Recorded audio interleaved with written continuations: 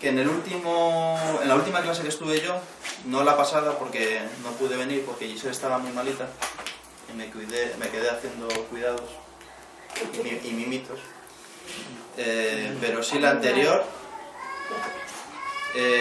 estuvo hablando Luis no de cuando Moisés fue llamado por Dios y le dijo en el desierto que hablara a la roca para proveer de agua al pueblo que estaba sediento en el desierto y no tenían que beber. Entonces llama a Moisés y le dice, mira, vete a la roca, a una roca específica, y háblale a la roca y de ahí brotará agua que va a abundar y le va a quitar la sed al pueblo, ¿no? Pero vemos que le golpeó con el bastón, ¿sí? Y eso tuvo la consecuencia de que no pudo ver la tierra prometida porque como que dudó, ¿no? O no hizo a la perfección, no correctamente, sino que no hizo literalmente lo que le había mandado Dios. Y eso tuvo su consecuencia. El castigo que se le impone a Moisés,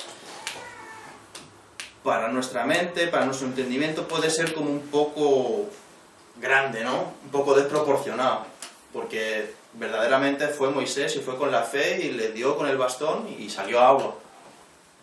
Pero no era eso lo que le dijo Dios a Moisés, le dijo, háblale, no golpéalo con el bastón. Y mientras estaba hablando eso Luis, yo me dije, pues la verdad es que sí, que es un poco exagerado el castigo de no ver lo que ha estado persiguiendo casi toda la vida, ¿no? Llevan 40 años en el desierto y esperando ver la tierra prometida, y por un golpe en vez de por una palabra, el castigo es tan fuerte, y estuve buscando, ¿no? Y en cierto modo, yo quise buscar alguna excusa o excusar a Moisés, en plan de decir, no es para tanto, ¿no? Y entré por el tema del bastón, porque yo sabía que para Moisés el bastón era un símbolo clave, aparte de una herramienta. No era una persona súper joven Moisés, lo usaba para todo el bastón. La vara, en la Biblia dice vara. Y estuve buscando, ¿no? Aparte de ser una herramienta, por su vejez, la vara, él la usaba y Dios le mandaba a Moisés que usara la vara para muchas cosas. Y estuve aquí apuntando. En Éxodo 7:9, Dios le dice a Moisés, usa la vara para convertirla en una serpiente y así que vean los magos de Faraón que el Dios con el que tú estás tiene poder, ¿verdad? Bueno, luego los magos de Faraón hicieron lo mismo, mandaron serpientes, pero bueno, la serpiente que surgió de la vara de Moisés se comió a las otras, ¿verdad? O sea que el poder de Dios se vio notorio ahí en ese acto. En Éxodo 7 también, versículo 17, Dios le dice, con el bastón, con la vara, toca el río, toca el agua y se va a convertir todo en sangre. Vemos que Dios le manda a Moisés que con su bastón toque, ¿no? No con la mano, ni que pise el río, ni nada. Y se llenó todo de sangre, ¿verdad? Usó también en Éxodo 8:5 el bastón para la plaga de las ranas.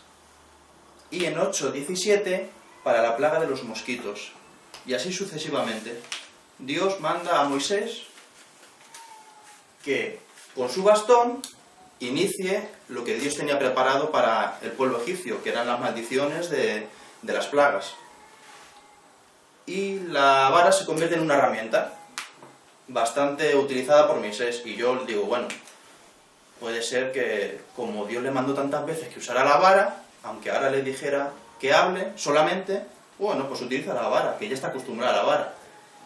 Pero me di cuenta de que las cosas, cuando Dios te las manda, hay que hacerlas literalmente como Dios te las manda, no como nosotros creamos que se ha de hacer, porque nosotros, nuestra mentalidad, nuestra persona, no es nada a comparación de la sabiduría que tiene Dios para hacer las cosas, para demandar las cosas, para ejecutar las cosas, para crear las cosas.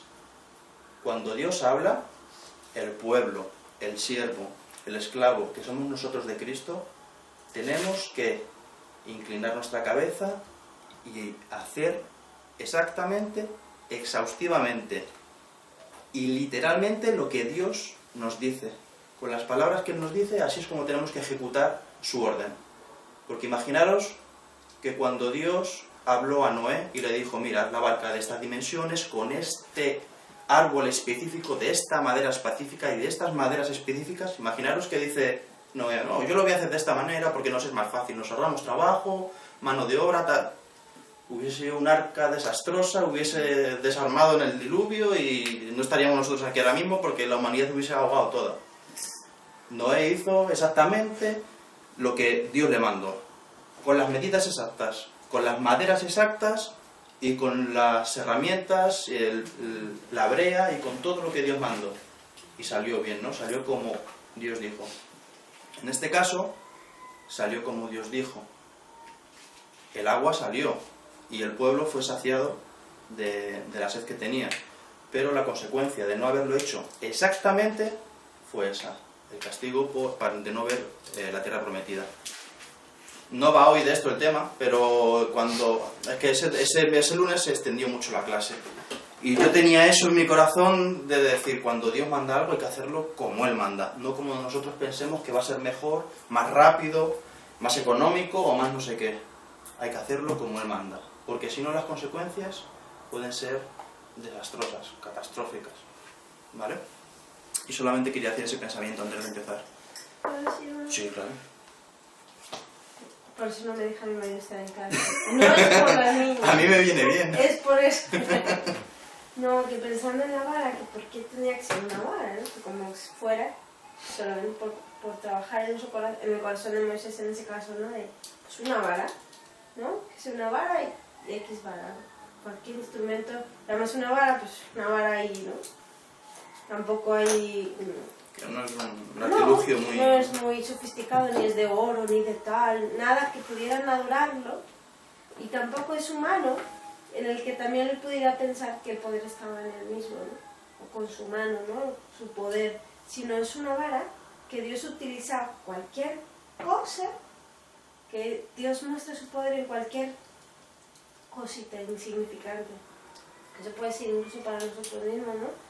Dios nos puede usar a nosotros aún cuando pensemos que somos insignificantes, pero para Dios no. Y que no está en nuestra mano el poder, ¿no? Es en el instrumento que Dios use, ¿no? Y pienso que Moisés no era parte del propósito, no es la vara, no eres tú Moisés, no eres tú como lo vas a hacer, sino como yo te lo digo, ni siquiera es la vara en sí misma que tenga poder, ¿no? Pero, es la palabra de Dios la que tiene el poder. exacto. Y si la palabra de Dios dice con su palabra, haz esto, con este artilugio, pues Dios va a surtir a ese artilugio y a la persona que lo posee del poder suficiente para que la voluntad de Dios se cumpla. Dice en Proverbios 3, perdón. Dice en Proverbios 3 A mí me gusta, ¿eh? Yo quiero que esto sea coloquio, que no hable yo solo. que no dependamos de nuestro propio entendimiento. Sí, y que no nos dejemos impresionar por nuestra propia sabiduría. No sé, no Entonces, sabes, no. ¿Hebreos qué? No, Proverbios 3, No se sabe. que no nos dejemos llevar por nuestro propio entendimiento. Dios no necesita nuestra ayuda. Él ya es Vaya. completo. Vale. Bueno, como venimos hablando de todas estas semanas, ¿no? De atributos de Dios. Y no son pocos, son bastantes. Quería recalcar el significado de atributo. Cualidad o característica propia de una persona o una cosa. En este caso, de Dios. Especialmente algo que es parte esencial de su naturaleza. O sea, de todas estas semanas que llevamos aprendiendo de los atributos de Dios, no solo hemos aprendido qué atributos tiene Dios, sino, como ya hemos dicho muchas veces, y ya hemos repetido muchas veces, y hemos escuchado muchas veces, Dios no tiene parte de atributos. Todos los atributos son en sí. Él es todo atributos, y todos los atributos son 100% en Él. No tiene parte, lo he dicho ya muchas veces, es muy repetitivo, pero no tiene parte de de amor, no tiene algo, no tiene un lado de bondadoso, no tiene un lado bueno, no tiene un lado celoso, todo lo tiene 100%. Él es todos los atributos que le caracterizan, ¿verdad? Por así decirlo. Manifiesta al 100% todos sus atributos, en todo su esplendor. Así decimos, o sea, así no solo decimos que Él tiene un lado amoroso, bondadoso, o que Él tiene un lado de juicio, sino que Él es accesible, Él es amoroso, Él es bueno. Bueno, aquí hay una lista de atributos. Él es creador, Él es eterno, Él es fiel 100%, Él es glorioso 100%, guía, Él es imparcial, incomprensible, infinito, Él es inmutable, invisible, justo, misericordioso, moral, omnipotente, omnipresente, omnisciente, Padre, perfecto, personal, preservador. Hay muchísimos. Y todos son buenos, ¿verdad? En este último que he dicho, preservador, es en el que nos vamos a basar hoy lunes. En su atributo preservador. Dios como preservador. Y me lo dijo Luis, que tenía que dar este tema específico de Dios como preservador, porque él ya había visto por encima o leído por encima el tema este, porque lo tenía que dar. Pero lo tenía ahí como en el aire, todavía no le tocaba y había visto ya algunas cosas y tal. Y cuando yo el mes pasado prediqué en la iglesia, toqué un salmo, Salmo 104, pero de ese salmo toqué la parte que habla de un atributo de Dios que no es la preservación. ¿Cuál era la...? Creador. No, creador, no. ¿Ves? ¿Qué memoria tengo hace un mes? Y ya no me acuerdo.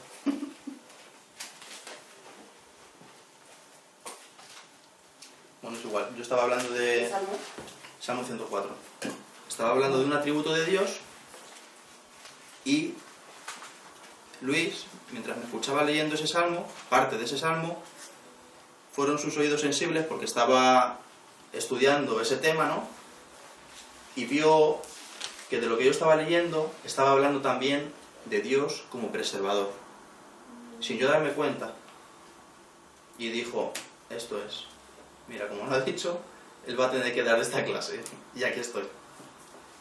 Es que tú hilaste este con otro. Sí, buah, y es que mira, si me da tiempo ahora, que espero que sí, porque tampoco me quiero extender mucho, no os quiero aburrir demasiado, voy a leer el Salmo 104 entero, no es muy largo, es una página, porque en ese salmo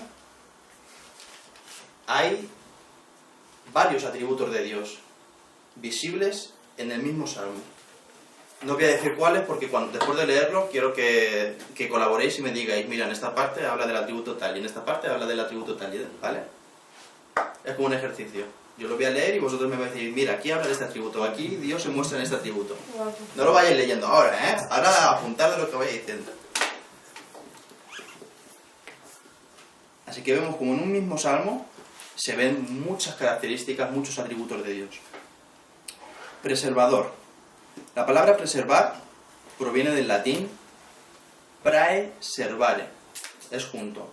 Aunque es una palabra compuesta, ahora la vamos a dividir en dos, pero la palabra es praeservare, en latín. Praeservare, con V. En primer lugar, prae, que es un prefijo del latín delante, significa. Y después está servare, que el significado de servare es observar. O sea, tenemos praeservare en latín, prae delante, y el verbo servare significa, tiene varios significados, o sea, comprende varias palabras en este verbo.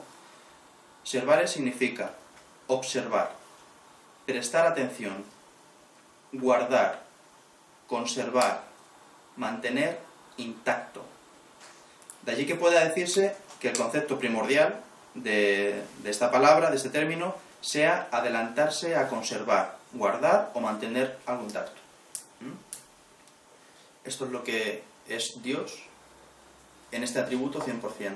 Y muchos sinónimos tiene la palabra preservar: salvaguardar, proteger, amparar, custodiar, ¿verdad? Todo esto lo hace Dios con su pueblo, con su creación y con las personas. Defender, garantizar, conservar, sostener, resguardar, guarecer, y una larga lista de sinónimos, todo más o menos quiere decir lo mismo, ¿no? Proteger, mantener, conservar, preservar, estos son todos sinónimos. Quieren decir lo mismo en varias palabras. Y así, como para explicarlo un poco más, digamos un poco más infantil, que lo entienda como un niño, en la guía esta, que es de donde tomamos los temas, verdades fundamentales, hay una introducción y un par de ejemplos, como decía, así muy fáciles de entender. El ejemplo de un arquitecto cuando está trazando en su plano, ideando hacer un edificio, lo quiere hacer perfecto, lo quiere hacer mejor que nadie, ¿no? Esa es la meta de un arquitecto, el hacer una casa o un edificio o un centro comercial, lo que se esté proponiendo de hacer, pero en hacerlo bien, en hacerlo sin faltas, sin fallas, perfecto. Pero, por muy bueno que sea el arquitecto, aunque sea el mejor arquitecto del mundo, nadie ha conseguido hacer un edificio que no necesite mantenimiento. O sea, en cuanto ese edificio empieza a usarse, necesita del mantenimiento de un electricista con el tiempo, de un ebanista o de un carpintero, de un soldador, de un pintor, porque se va deteriorando todo, ¿verdad? Igual Dios, cuando crea el universo, cuando crea la tierra, necesita ser preservada, necesita ser, pues como decía con este ejemplo, mantenida. Porque podemos caer en nuestro pensamiento y en nuestra imaginación o en nuestra inteligencia finita, diciendo, si Dios lo crea, que Él es el Todopoderoso, que todo lo hace bien, ¿por qué tiene que mantenerse? Algo que ha hecho Dios, que es lo mayor que hay, tiene todo poder para hacerlo todo tan bien, ¿cómo va a necesitar mantenimiento? Pues sí, porque si no necesitase mantenimiento, si Dios crease algo que pudiera ir por sí mismo, al libre albedrío, perdería Dios su soberanía. Dios lo que crea tiene que estar sujeto a Él, ¿verdad? Es nuestro rey, es nuestro creador, y nosotros somos como sus esclavos. Pero no es un rey malvado, ni un rey, ¿no?, perverso, es un rey que, como está estudiando, todos los atributos son buenos. Entonces, yo quiero ser su esclavo. Es como antiguamente los esclavos cuando se ponían su pendiente, cuando ya terminaba como su contrato, sus años de esclavitud, algunos esclavos decían, yo quiero seguir sirviéndote a ti, y yo me pongo este adorno diciendo, has sido un buen patrón para mí, yo quiero seguir sirviendo en tu casa porque me has tratado bien y quiero que sea así. Yo quiero ser un esclavo de Cristo, porque eres un rey creador, me ha creado a mí, ha creado la tierra, el universo, pero Él tiene que estar agarrando todo eso, tiene que estar todo bajo su control, ¿vale? Otro ejemplo es el que ponía aquí, el de un jardinero, el de un agricultor, ¿no? Que no es lo mismo plantar una semilla o plantar un jardín y dejarlo que crezca por su propia naturaleza, que el jardinero en el agricultor esté podando en la fecha que hay que podar, segando, que tenga que estar abonando cuando haya que abonar, o regando cuando tiene que, ¿no? Porque si lo deja libre albedrío y en esa zona hay sequía por lo que sea ese año, se va a secar todo. No es lo mismo que un agricultor quiera recibir una buena cosecha, buena legumbre, buena verdura, buena fruta, tiene que trabajar y tiene que mantener el huerto y tiene que, por lo que he dicho, regar, podar, abonar y todo eso, ¿no? Lo mismo hace Dios con nosotros. Su amor le lleva a mantenernos.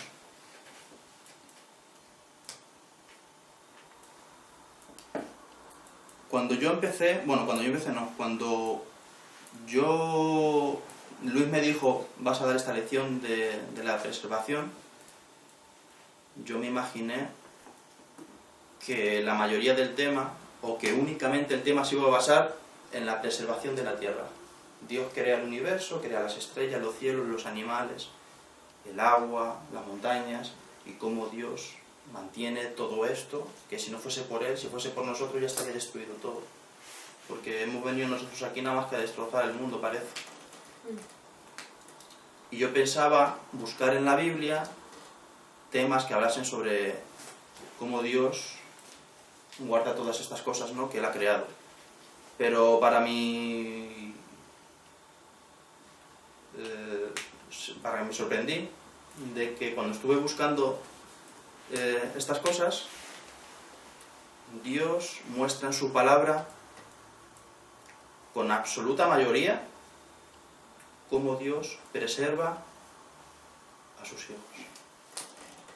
Dios hace hincapié, su palabra hace hincapié en la preservación de su pueblo, de sus hijos, de las personas, ¿no? Dios ha creado todo, pero su amor le lleva a amarnos a nosotros y a darnos una importancia muchísimo mayor que al resto de las cosas. Y la verdad es que no somos quien para recibir tal trato, ¿verdad? Porque mira los animalillos y la vegetación, cómo no falla, ¿no? Está siempre, como dice los salmos, los pájaros por la mañana se levantan y te cantan, te adoran, y nosotros nos levantamos y la gente peca y la gente desobedece y la gente maltrata y la gente vuelve a pecar y desecha a Dios, pero aún así Dios, y lo vamos a ver ahora, tiene un hincapié por nosotros en tenernos en su mano muchísimo mayor que en el resto de la creación. Vamos a hablar de las dos, de cómo Dios preserva a su pueblo y a las personas, y de cómo Dios preserva a la naturaleza creada por Dios. Primero vamos a hablar de cómo Dios preserva a las personas. Hablando de esto, es bastante preocupante cómo hay personas, hablo de personas cristianas, ¿vale? Voy a hablar de personas que van a la iglesia, de personas que incluso predican o tienen un ministerio. ¿Cómo creen en el poder de Dios, en la gracia de Dios para salvar nuestra vida?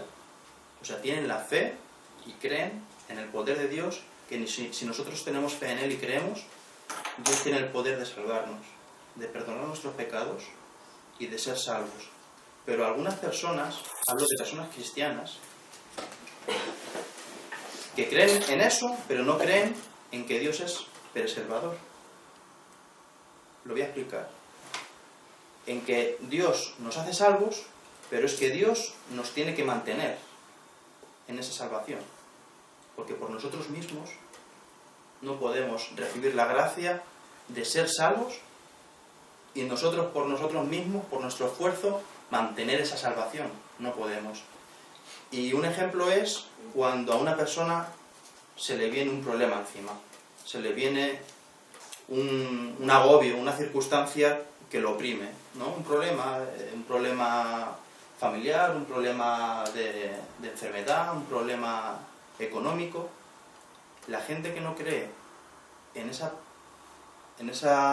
preservación de Dios hacia nuestra vida, se le montan esos problemas como una montaña, como un problema que no te deja ver más adelante. Y Dios no quiere que nosotros veamos delante de nuestro camino montañas. Dios quiere, como decía el versículo de Marcos 11, 23, quítate y échate en el mar, ¿no? Dios quiere que los problemas nos los quitemos y los echemos al mar, con la ayuda de Dios. Y quiero contar un testimonio personal, como familia, Giselle y yo, que tiene que ver con esto. Nosotros cuando vivíamos en Madrid teníamos un problema económico, ¿no?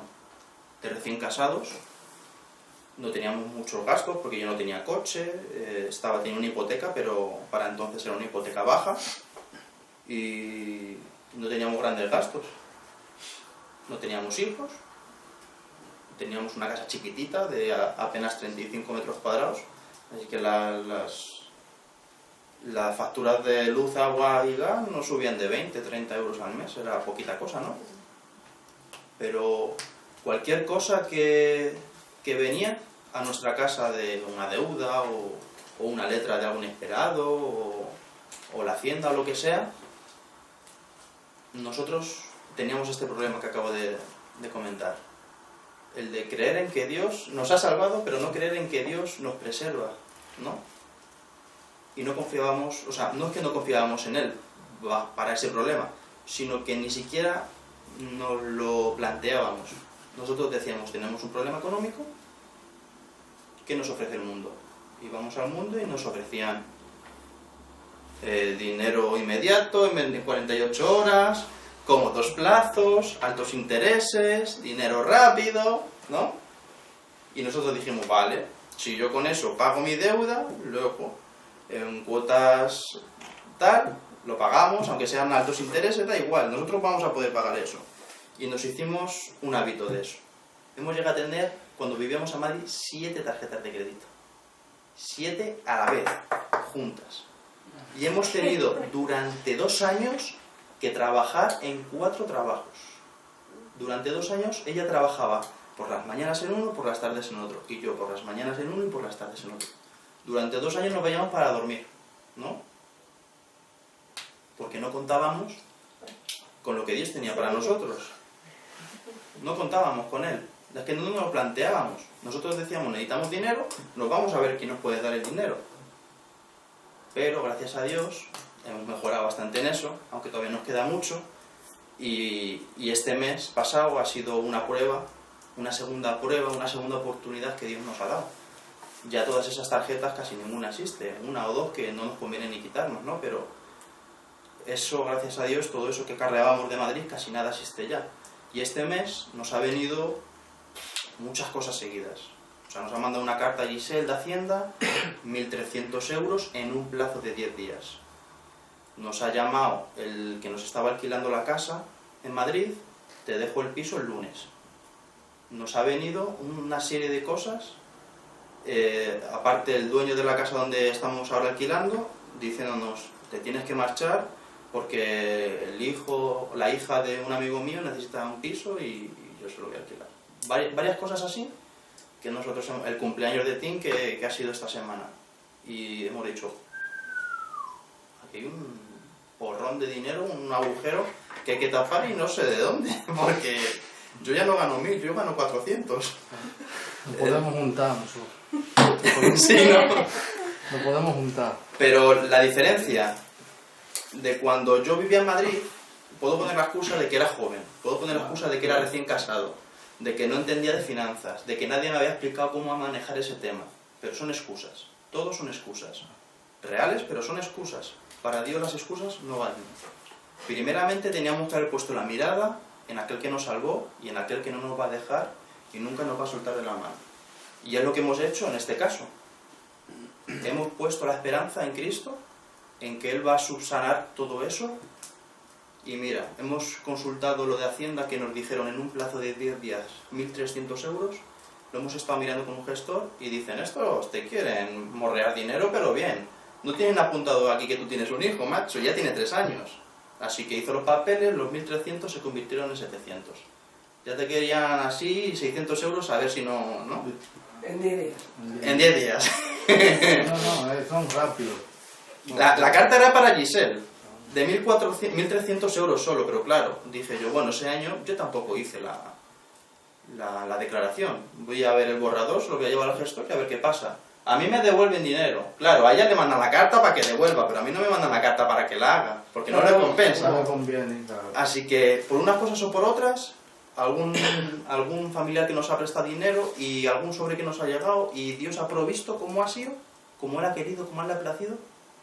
Se ha subsanado también lo del piso, lo dejó el hombre el piso de Madrid, pero ¿en cuánto le han alquilado otra vez? En 8 o 10 días, otra vez se ha vuelto a alquilar. El hombre, el dueño de la casa donde estamos alquilando, le llamé yo, y después de tantas llamadas que le hice y que no me cogía el teléfono, conseguí contactar con él y me dijo, bueno, una falsa alarma, al final la chica no quiere nada y yo tengo con esto un trato muy bueno y unas condiciones muy buenas en ese piso que no me quiero ir de ahí. Y dice, todo sigue como antes. O sea, no hemos pedido al banco ni créditos, ni tarjetas, ni nada de nada. Y Dios, porque hemos esperado en Él, y no hemos esperado mucho, hemos esperado casi este mes, que nos ha mandado, o sea, en un mes nos ha llegado una serie de problemas económicos inmensos y en un mes todo está bajo control. Efectivamente, bendito sea mi Dios. Porque de no haber hecho eso, lo primero hubiera sido lo que hacíamos en Madrid. Una tarjeta de crédito, 1.300 euros, a pagar los otros 6 meses, o sea, en otros 6 años. Y así, y así, y así, y no sales nunca del agujero. Pero Dios tiene el poder para librarnos. Como esta mañana he leído una predicación, bueno, ahora lo explico, no quiero decir todo predicaciones y conclusiones, y quiero hablar de lo que dice la palabra, ¿no? Y quiero meterme un poco en versículos, que tengo bastantes, lo que pasa es que los estoy dejando para un poco más tarde. Lo que decía, que escribía, que es bastante preocupante que algunos cristianos crean que el poder salvador de Dios, o sea, que creen en el poder salvador de Dios, pero no en su poder preservador. Han recibido su gracia salvadora, mas no su gracia preservadora. No entienden que aquel que les da la gracia es el mismo que los guarda en esta. Vamos a ver bases bíblicas que nos afirman que quienes Dios salva, Él también guarda. El sentido de este atributo, el de la preservación, Dios como preservador, es entender que Dios tiene la capacidad de cuidar de nosotros y llevarnos por el camino correcto y sostenernos. El poder preservador de Dios tiene que ver con creer verdaderamente que Dios puede hacerlo. Dios puede hacerlo. Y nosotros debemos creer que Dios puede hacerlo. Es absurdo decir, creo en Dios, si no dejo que Él actúe en nuestra vida. En cada problema de la vida, Dios no quiere que veamos las montañas que nos obstaculizan, sino que digamos, como he dicho antes en Marcos 11:23, quítate y échate en el mar, ¿no? Será contraproducente concentrarnos en las montañas, pues tanto más las contemplamos, más grandes nos parecerán. Muchos no pueden vencer debido a que siempre están viendo sus fallas, sus faltas, sus problemas. Saben de antemano que ya van a fracasar, porque lo ven demasiado grande, ¿no? Y por consiguiente, su derrota será segura. Pero aquellos, y aquí hay una solución, pero aquellos que concentran su mirada en el poder preservador de Dios y creen en la victoria, está asegurada. O sea, los que creen en que Dios puede y en que Dios es preservador, entonces para esas personas la victoria es segura, garantizada, tremenda, total. ¿Amén? ¿Qué? Diciendo lo que has dicho tú, lo podemos ver en un ejemplo en David. Cuando David se presentó para pelear con el Goliat, toda la gente le decía, pero tú lo has visto el Goliat, tú has visto el Goliat. Se presentó, hola, soy y entonces David. dijo, no quiero verlo. Yo sé que, él decía, no quiero verlo, yo sé que yo lo voy a matar, ¿no? Entonces la gente igual le decía, pero lo has visto, como diciendo, tienes que verlo antes de luchar con él. Él decía, no, yo me voy a presentar, yo solo quiero presentarme y matarlo. Y muchas veces es lo que has dicho tú ahora, nos enfocamos tanto en ver a Goliat, a la montaña, como le queramos llamar, en verlos, en analizarlo, en no sé qué, en no sé cuánto, y no tenemos esa capacidad o esa valentía de coger la palabra de Dios y decir, no, me voy a presentar, ¿no? David se presentó con sus piedras, pero nosotros tenemos la palabra que es, ¿no? Y él directamente se presentó y dijo, yo lo voy a hacer, porque él contaba ya que él estaba con Dios y sabía que la victoria iba a estar con él, ¿no? Y era un ejemplo de lo que estabas diciendo. Como decía, quiero contrastar todo esto con algunos versículos, 3 en concreto, y los 3 están en Salmos. Salmos 116, 6. Salmo 118, 13. Y Salmo 145, 14. Lo digo así porque lo voy a leer de seguido, ¿vale? Para no pararme. Son súper cortitos. El 116.6 dice: Jehová guarda a los sencillos. Estaba yo postrado y él me salvó. 118.13: me empujaste con violencia para que cayese. Aquí está hablando el salmista al enemigo, ¿no? Al que le oprimía. Pero me ayudó Jehová. Me preservó Jehová. Y el 145.14 dice: sostiene Jehová a todos los que caen y levanta a todos los oprimidos. He estado esta mañana, mientras hacía la casa, escuchando una prédica. Y la prédica hablaba justo de esto que hemos hablado ahora, de las montañas, de los problemas, y de cómo la gente no soluciona por la vía buena y rápida, que es la de Cristo, sino que quiere subirse a la montaña con sus fuerzas, o rodearla o como fuera, y al final todo es peor. Y hablaba de hombres de la Biblia en que tenía delante un problema y cómo Dios le daba un plan de solución para ese problema y una persona para ejecutarla. Puso el caso de José el soñador, que fue vendido por sus hermanos, que fue a Egipto. Cuando el faraón le dice: mira, estos son mis sueños, y le explicó: mira, estos sueños significa que va a haber 7 años de necesidad en la tierra, 7 años de pobreza, de sequía, de hambruna. Pero ese es el problema. Pero Dios tiene un plan para solucionar el problema. El otro sueño que tienes significa que va a haber 7 años previos de abundancia. 7 años de mucha comida. No son para malgastarlos, son para anidarlos, para guardarlos, para conservarlos, para cuando vengan los 7 años malos. Faraón creyó a José, José creyó la revelación de Dios de esos sueños, y todo fue como el plan de Dios, como quería, ¿no? Vinieron los 7 años de abundancia y luego vinieron los 7 años de escasez. Y gracias a la persona que ejecutó ese plan, que era José, se pudo llevar a cabo. Y yo inmediatamente me vino a la mente mucha gente como Moisés. Problema. Le habla Dios a Moisés. Problema. Mi pueblo está esclavizado, mi pueblo está oprimido, mi pueblo no sabe quién es, está sin identidad. Hay una solución. Yo lo voy a sacar de la esclavitud y lo voy a llevar a un lugar donde fluye leche y miel, ¿vale? Para eso voy a usar a una persona. Voy a poner todo mi poder sobre Moisés. Y fue Moisés quien obedeció a Dios y ejecutó el plan para salvar ese problema. Lo mismo pasó con Noé.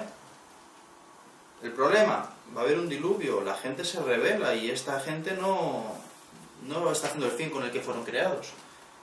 Problema, inundación total y global. O sea, voy a inundar todo, voy a acabar con todo. Tengo un plan de solución para ese problema. Haz un arca, monta hembra y macho de cada especie y tu familia, y va a ser otra vez repoblada la tierra. Y tú vas a ser padre de todos a partir de ahora. ¿Quién va a usar a Dios? O sea, ¿quién va a usar Dios? A una persona, no es. Y así con mucha gente en la Biblia, con muchísima gente, con muchísimos casos, muchísimas historias, ¿no? Problema. ¿Para qué lo vas a solucionar tú? Espera en Dios, busca a Dios, a ver qué Él tiene. Que te revele cuál es la solución, qué es lo que hay que hacer. Y si tú tienes el problema, tú eres la persona que Dios pone para solucionarla. ¿Sí, no? Porque a mí no me va a mandar a solucionar los problemas de los demás. Cada uno tenemos que solucionar nuestras cosas, nuestras pruebas, nuestros vellones. Es eso lo que nos va a curtir en la vida, lo que nos va a hacer aprender. Porque Dios no deja que nos pase nada si no es con un propósito. Y el propósito es que avancemos, ¿verdad? Pero Dios nos usa también como intercesores. Sí. ¿Cómo? Como intercesores. No solucionar, pero sí interceder por medio de la oración o Por otras personas. para otras personas. Sí, claro que sí. Sí, claro que sí. Nosotros, cuando he dicho que tenemos que solucionar nuestros problemas, es real, pero Dios pone gente intercesora. Yo conozco gente muy intercesora, mi suegra, mi abuela y mucha gente, que Dios pone ese peso en algunas personas. A veces no se las oye, a veces no se sabe quiénes son, están ahí como en silencio, apartadas, pero son personas que Dios pone en su corazón una carga por alguien o por algo. Y esas personas necesitan orar para que el problema de cierta persona se subsane, ¿verdad? Pero el que tiene el problema tiene que tener eso en cuenta, tiene que poner sus manos, su esperanza en Dios y esperar. Vamos a abrir la Biblia en Hebreos, capítulo 1. Aquí está la lectura principal del tema, ¿no? Del atributo preservación. Lo del Salmo 104 al final, ¿verdad? Sí, si me da tiempo. Yo espero que sí. Voy a beber un poquito de agua. Espero que sí me da prisa.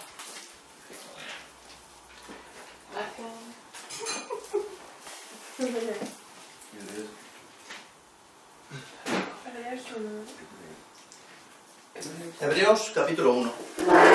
El versículo que toca es el 3, pero voy a leer el del 1 al 4 como para contexto, ¿no? Para ver el contexto. Si Uno quiero... de 4 al 3. Capítulo 1, del 1 al 4.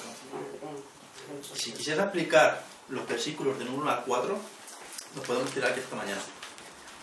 Porque esto tiene un contenido impresionante. Ya solo el versículo 3, y tiene chicha, y no lo voy a dar todo, el versículo 3 solo. Imagínate lo que es los 4 versículos, son un contenido súper riquísimo. Según Matthew Henry, en su comentario leído, él dice que el versículo 3 de este libro, de este capítulo, constituye el más grandioso comprendido de cristología que puedan hallarse en toda la escritura. Cristología es el estudio que se hace para estudiar lo que es la persona de Cristo, cómo es Cristo, ¿no? Y leyendo este versículo, que lo voy a leer en la versión, en la nueva versión internacional, dice... Bueno, no, vamos a leer primero todo el contexto y luego leo el 3 en especial. Desde el 1, ¿quieres que lo lean? Sí, del 1 al 4. Leo. Vale. Hace mucho tiempo Dios habló muchas veces y de diversas maneras a nuestros antepasados por medio de los profetas. Y ahora en estos últimos días nos ha hablado por medio de su Hijo. Dios le prometió todo al Hijo como herencia y mediante el Hijo creó el universo.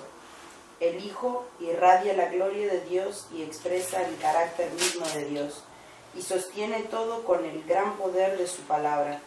Después de habernos limpiado de nuestros pecados, se sentó en el lugar de honor a la derecha del majestuoso Dios en el cielo. Esto demuestra que el Hijo es superior a los ángeles, así como el nombre de Dios le dio, así como el nombre que Dios le dio es superior al nombre de ellos. Amén. Entonces, lo que decía, cristología, cómo la gente estudia para saber qué era Cristo, cómo era Cristo, su persona. Leyendo el versículo 3, ya te lo dice desde el principio. Y quien no lo vea está ciego y no entiende. Al decir que el Hijo es el resplandor de la gloria de Dios. Ya con eso lo tienes que entender. Pero sigue, la fiel imagen de lo que Él es. O sea, Cristo es Dios. Si quieres ver a Dios, Cristo es su vivo reflejo, su fiel imagen. Dios reencarnado en un hombre, Cristo, ¿vale? Al decir que el Hijo es el resplandor de la gloria de Dios, el autor que escribió viene a darnos a entender que la suprema belleza de Dios, en todas sus perfecciones, se hace visible únicamente en Cristo, solamente en Cristo.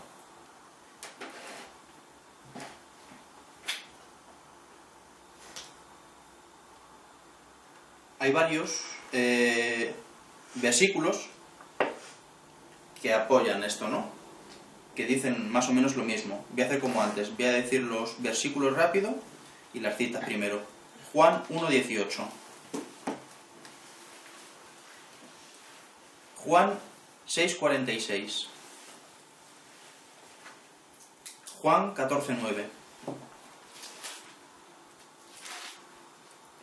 Segunda de Corintios 4:6. Y primera de Timoteo 6:16. Hay más, pero yo voy a decir esto rapidito, ¿vale? Porque si no, no... ¿Primera de Timoteo? 6:16. Juan 1:8. Lo voy a leer en la nueva traducción viviente estos. Nadie ha visto jamás a Dios, pero el Hijo, el único, Él mismo es Dios, está íntimamente ligado al Padre. Él nos ha revelado a Dios. La revelación de Dios está hecha carne en Jesucristo. En Juan 6:46 dice, no es que alguien haya visto al Padre, solamente yo lo he visto, el que Dios envió. 14:9 de Juan también, Jesús respondió a Felipe, he estado con ustedes todo este tiempo y todavía no saben quién soy. Los que me han visto a mí han visto al Padre. Entonces, ¿cómo me pides que les muestre al Padre? No, está diciendo yo soy el Padre.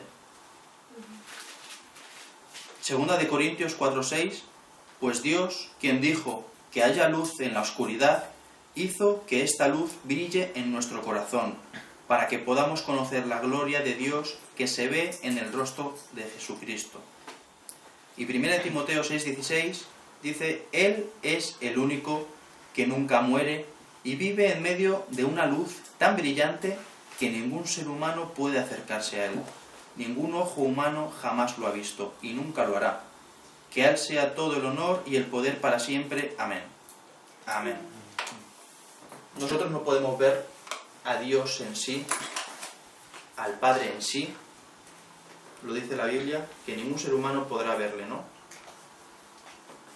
Hay aquí como una paradoja que vino a mi cabeza antes, ¿no? Y es como, si nosotros no podemos ver la luz, porque Dios mismo no tiene forma, ¿no? Es un Dios invisible, pero la palabra dice que está vestido en luz, que su vestidura es luz, y es una luz tan fuerte, tan potente, que nosotros no estábamos preparados físicamente, no podríamos verla porque moriríamos en el instante del tipo de luz que Él irradia.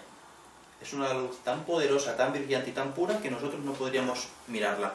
Pero nosotros hemos hablado aquí, ha hablado Luis varias veces, en varias ocasiones aquí en clase, de que, ¿no? De imaginándose de cuando nosotros muramos y vayamos al cielo y estemos en su presencia, esas preguntas que nosotros nos hacemos en la tierra, de dónde venimos, qué es, con qué propósito ha hecho Dios esto, cómo se pueden sostener las estrellas, ¿no? Los cristianos estos que estudian el universo y los cristianos que estudian el cuerpo humano dicen, jolín, pero ¿cómo una máquina tan perfecta? ¿Cómo esto se sostiene? ¿Por qué ha hecho Dios esto? ¿Por qué? Preguntas existenciales que tenemos. Lo hemos hablado aquí con Luis, que cuando nosotros estemos allí no nos va a hacer falta preguntar Dios por qué esto, Dios por qué el otro, ¿no? No va a haber una fila como la de Papá Noel en Navidad dando regalos. Oye, Dios, ¿cómo esto? No entiendo esas montañas, cómo se hicieron, cómo tal, ¿por qué? No, cuando veamos la plenitud de Dios, la luz de Dios, esa misma luz que un ser humano por el pecado no puede ver, porque moriría, esa misma luz nos va a revelar todo. O sea, no nos va a hacer falta de preguntar, porque la esencia de esa luz, la esencia de la existencia de Dios, cuando la veamos nos va a mostrar la realidad, la verdad, lo que es Él. Y con saber lo que es Él, vamos a saber todas las respuestas, vamos a saber todo.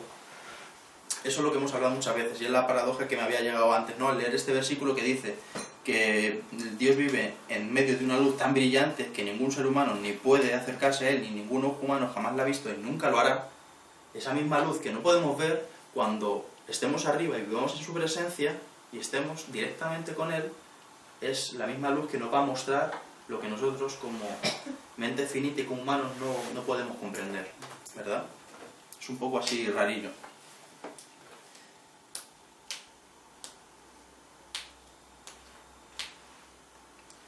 Todas las cosas de Dios las vemos en el Hijo. No hay nada en Dios que no esté en Cristo. Eso dice Juan 14:9. Lo hemos leído antes. Dios es totalmente cristiforme. Así que quien quiera ver a Dios no tiene más que mirar a Cristo. Y cuán perfecto, hermoso y amable hallará. Eso también lo he leído de un libro esta mañana. Y he creído, cuando he leído cristiforme, o sea, este párrafo de Dios es totalmente cristiforme, y que quiera ver a Dios no tiene más que ver a Cristo, lo he visto en un libro, y he querido, cuando he leído cristiforme, yo cristiforme digo Cristo, de Cristi, forme, de forma, ¿no? Dios hecho forma en Cristo, para que nosotros podamos ver la gloria de Dios, se ha tenido que manifestar en una persona humana, para que nosotros nos podamos fijar en Él, porque en su plenitud no puede hacerlo. Nosotros no estamos preparados para ello. Pero he querido basarme y poner una base, ¿no?, sobre que cristiforme significa que es la forma de Cristo. Bueno, he encontrado ahí nada más que tontunas, porque por lo visto el papa este que está ahora argentino, no. El otro papa, que era alemán, tampoco, el anterior, el que estuvo muchos años. Juan Pablo II era, ¿no? Por lo visto ese hombre, ese papa, lo denominaron o lo nombraron cristiforme. Que es como, no vale con... Yo pensaba que el Papa, era para la gente católica, el Papa era un representante de Dios en la tierra, no sé, algo así, un padre de todos los curas del mundo, un referendo, ¿no? Pero al Juan Pablo II le tenían como cristiforme, como que era Dios, o sea, Cristo en otra persona. Como que, no sé, verían en él bondad, verían en él que tenía comunión con Dios, no sé. Para mí esto es muy discutible, porque no me lo creo. Pero es que no he querido seguir mirando, buscando, porque cada cosa que veía de la palabra cristiforme, en todas salía Juan Pablo II. ¿Pero qué es esto? ¿Pero qué es esto? De esos que no tienen entendimiento, de esos que no saben realmente quién es Cristo. Quien ponga en internet o en un libro, o quien haya otorgado a un papa, que es una persona, que es un ser humano, me da igual todo lo bueno que haya hecho en su vida, que se le otorgue la palabra cristiforme, en forma de Cristo, o sea, no en forma de Cristo que sea igual, porque el papa yo creo que era un rechonchillo. No me lo imagino así a Jesús, ¿no? Pero que tenga, como por así decirlo, las bases de Cristo, la manera de vivir de Cristo, no. O sea, este hombre papa vivía en un palacio en lo que es de oro, que es lo que es el papa móvil.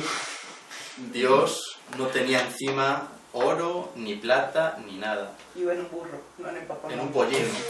Burro móvil. Sí, convirtieron el pollino en un... Pollimón. 8 guardaespaldas. Y Jesús no tenía guardaespaldas, tenía discípulos. ¿Cómo pueden decir que una persona es cristiforme? Solamente el Hijo de Dios es quien se merece, ¿no?, esa palabra, que le otorguen eso, porque Él es Dios.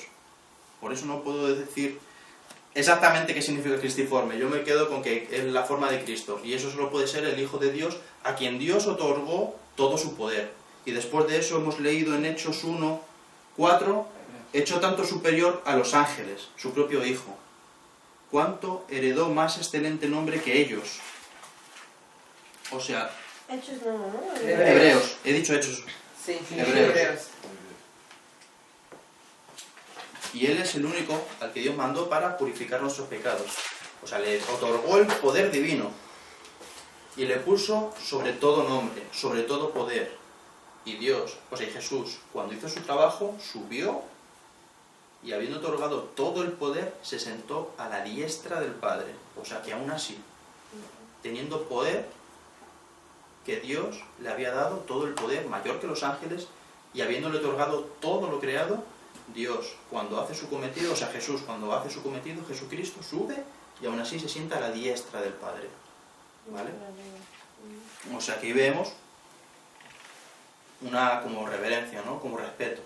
Aunque Dios es trino, eso ya no lo dará Luis, la Trinidad de Dios, Dios es tres y los tres son uno.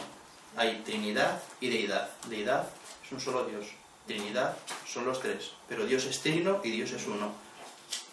La Deidad de Dios y la Trinidad. son conceptos complicados, pero es lo mismo, ¿vale? Padre, Hijo y Espíritu Santo. ¿Qué te ríes? Que me he acordado de antes Cristo, después de Cristo.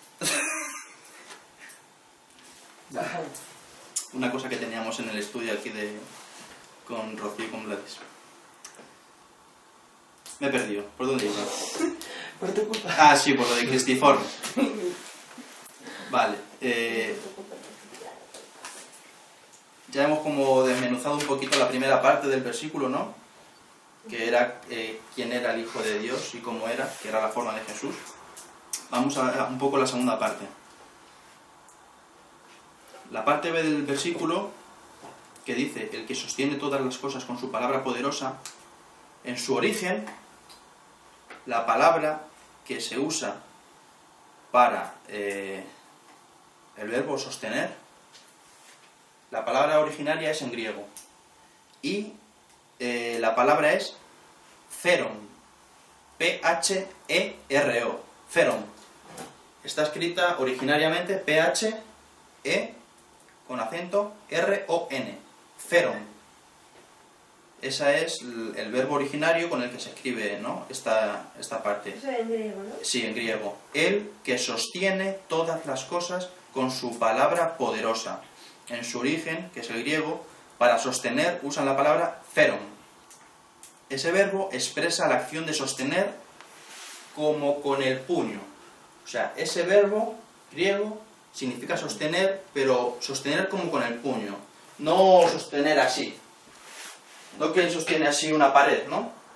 O con la espalda, ni el que sostiene algo así como que está cogiendo un tablón gordo o se le está cayendo el techo y tiene que usar las manos, la cadera, la espalda, no.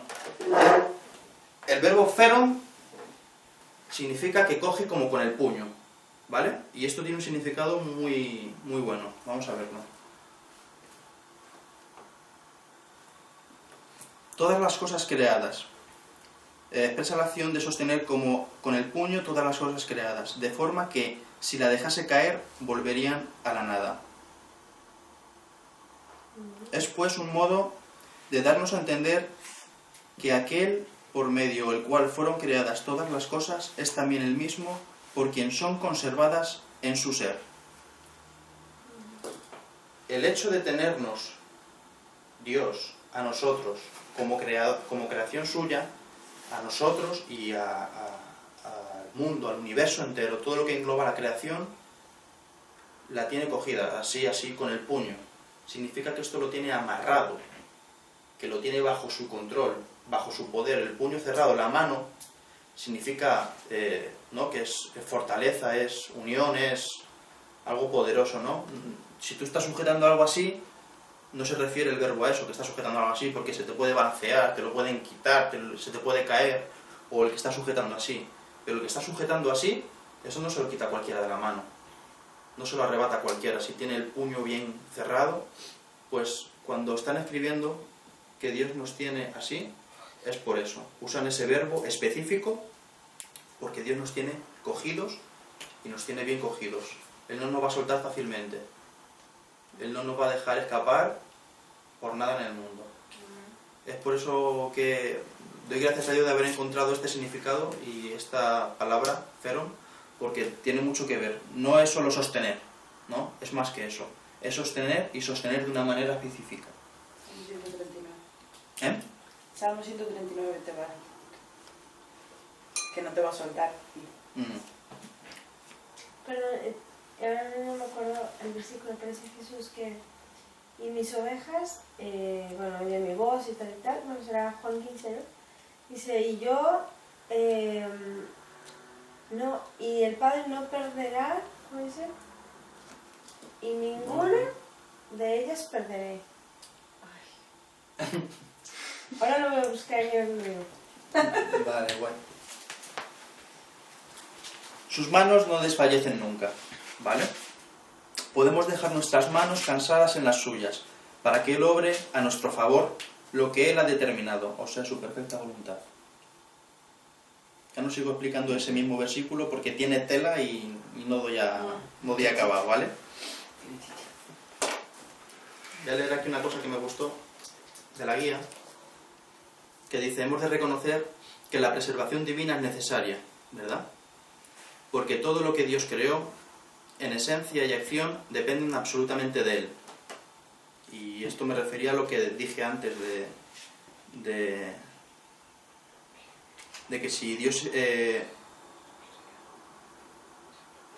creara algo que de tal forma que pudiera por sí mismo sostenerse o ir al libre albedrío, Dios perdería su soberanía. Eso lo podemos ver en Hechos 17:28, que dice, porque en Él vivimos y nos movemos y somos. En Él vivimos. Él nos ha creado, pero nosotros vivimos en Él, nos movemos en Él y en Él somos. O sea, Él nos crea y nosotros dependemos totalmente de Él. Como decíamos antes, Él nos tiene de la mano y nadie lo puede arrebatar de su mano porque es una mano poderosa. Pero Él basta con que abra la mano para que todo lo que Él ha creado se desvanezca y vuelva a la nada otra vez, a la oscuridad absoluta. Él tiene el control, el poder de crear y es el único que tiene el poder y el control de que desaparezca todo, ¿vale? Por mucho que nosotros queramos destruir este mundo, esta tierra, este ecosistema y cargarnos todo, si Dios no quiere, la tierra va a seguir aquí siempre, ¿sí? La criatura, o los animales, no tiene el poder interno para seguir existiendo. La criatura, los animales o nosotros, como humanos. No tenemos el poder interno, nosotros no podemos seguir existiendo por nosotros mismos. Existe y sigue existiendo por la voluntad de su creador. Por la palabra de su poder, todo el universo es sostenido y mantenido. Hebreos 1:3, que ya lo hemos leído. Aun cuando todas las cosas siguen existiendo por el continuo ejercicio de la voluntad de Dios, Él ha dado a cada parte de su creación ciertas propiedades adecuadas para su mantenimiento. Por ejemplo, en el mundo físico, Él obra a través de propiedades y leyes físicas, a las que llamamos en ocasiones leyes de la naturaleza. En el mundo intelectual, Él obra a través de propiedades o capacidades de la mente. Nos ha dado la habilidad de pensar, sentir y tomar decisiones. Dios obra a través de estas propiedades en su trato con nosotros. En la preservación del mundo, Dios no altera lo que estableció en la creación. Sencillamente mantiene lo que ha creado. Como ya hablé antes, en otras ocasiones, de lo del ciclo este de la vida, ¿no? Eso no se puede alterar. No era que la tierra como dicen algunos, la madre naturaleza y ella se provee del alimento y ella se provee de la lluvia y de la vegetación es Dios quien con su mano da el alimento, con su mano sostiene la tierra, ¿no? Y los principios que Él creó son inamovibles, no los podemos alterar. La tierra se riega porque hay un río que baja hasta el mar, se evapora y cae en forma de lluvia. Podemos decir que Dios ha dado una propiedad a ese tipo de creación, al agua, sostenible. Pero es Él el que ha creado eso y el que, como decíamos antes, que significaba preservador, que significaba guardar o mantener algo intacto. Se adelanta a conservar, o sea que Él lo hace con el propósito de que se conserve. Y para eso Él pone y crea unas propiedades físicas para que eso se mantenga. ¿Vale? Me gustaría terminar, pero no sé ya, eso ya... O sea, por adelantado. Antes de que crea una cosa, ya por adelantado, Claro. ha preparado cómo se lo va a mantener. Claro. Pero todo gracias por su gracia, por su Porque es calidad, por su preservador. sabiduría. Y todo lo que hemos dado ahora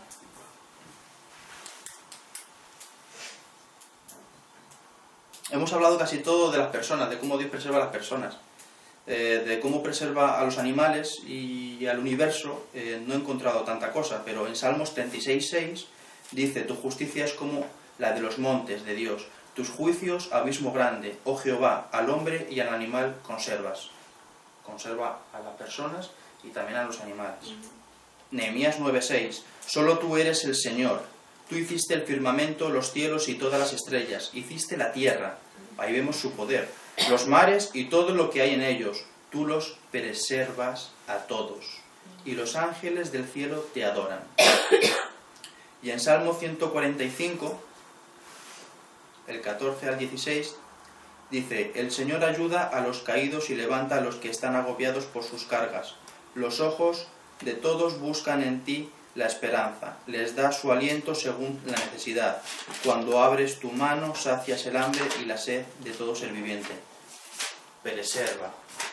Él, aquí ya en este pequeño salmo, que solo son 3 versículos, se ve su poder, su omnipotencia, porque Él tiene poder para crear, su omnipresencia, Él está en todos los elementos creados, y su atributo como preservador. Él es el que hace que todo lo creado siga continuando hasta que llegue el momento en que Él diga basta. Es el único que puede decir basta. Mi creación hasta aquí ha llegado. Voy a terminar el plan perfecto, que es llevarme a los míos a donde les corresponde. Mi morada celestial, la que tengo preparado para vosotros. Y el que no ha querido, pues tiene su ladito ahí abajo. Tiene su rinconcito en el lago de fuego. En la parte más caliente. Sí, van a estar calentitos toda la eternidad.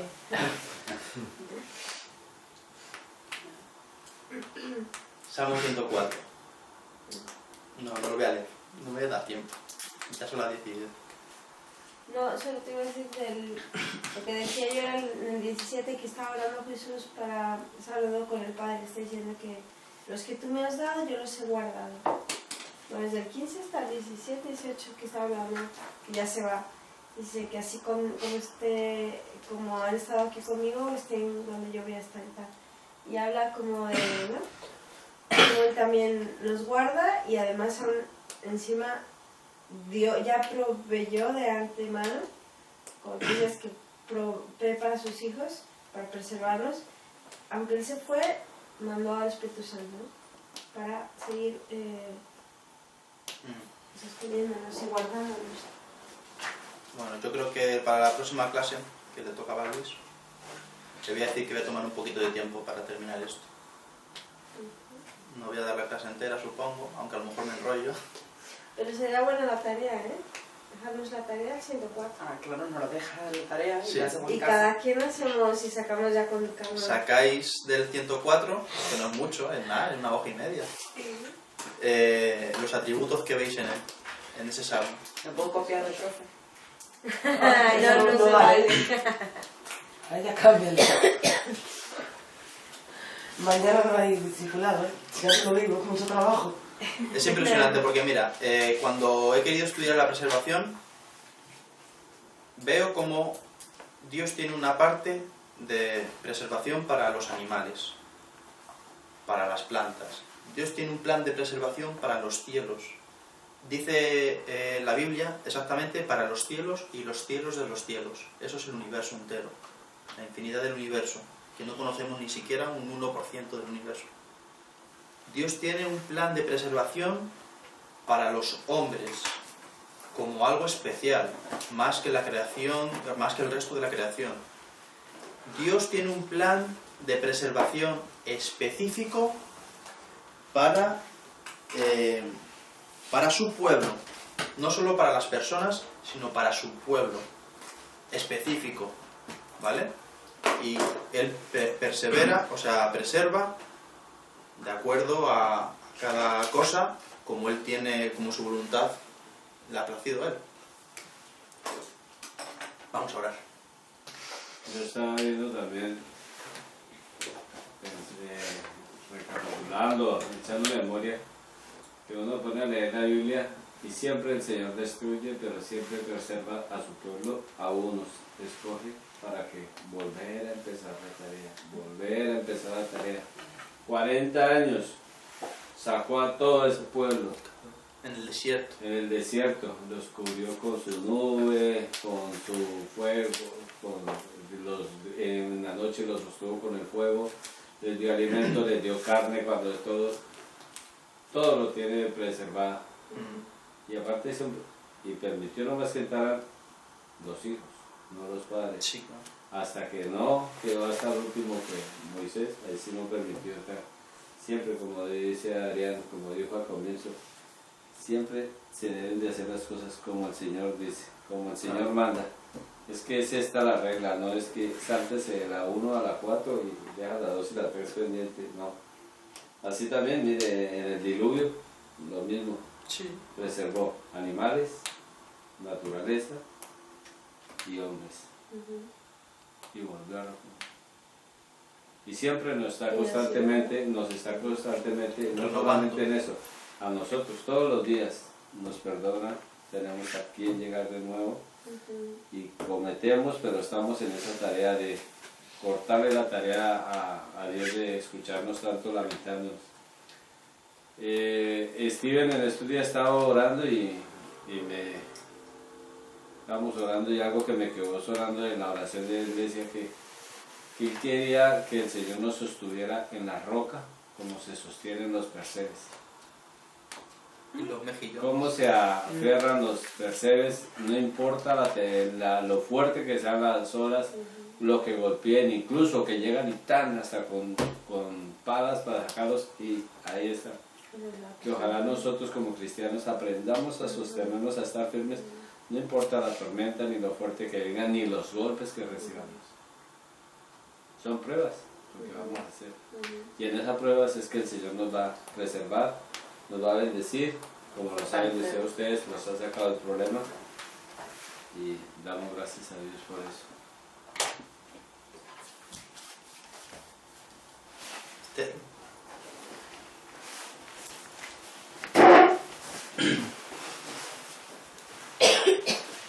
Señor, te damos gracias, Padre, por esta clase bíblica que tú nos has dado, Señor, de la boca de Adrián, Padre Santo, para que sea de bendición para cada una de las vidas que estamos aquí, Señor, para que lo pongamos en nuestra vida, Padre, y lo podamos practicar cada día, Señor, que avanzamos, Señor, delante de ti.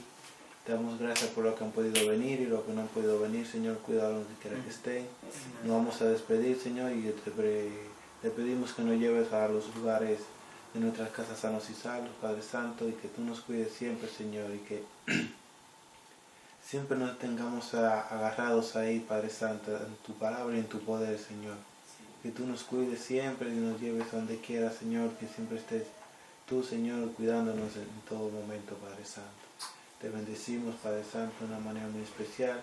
Nos vamos a despedir, Señor, pero no de tu presencia, Padre Santo. En el nombre de Jesús. Amén.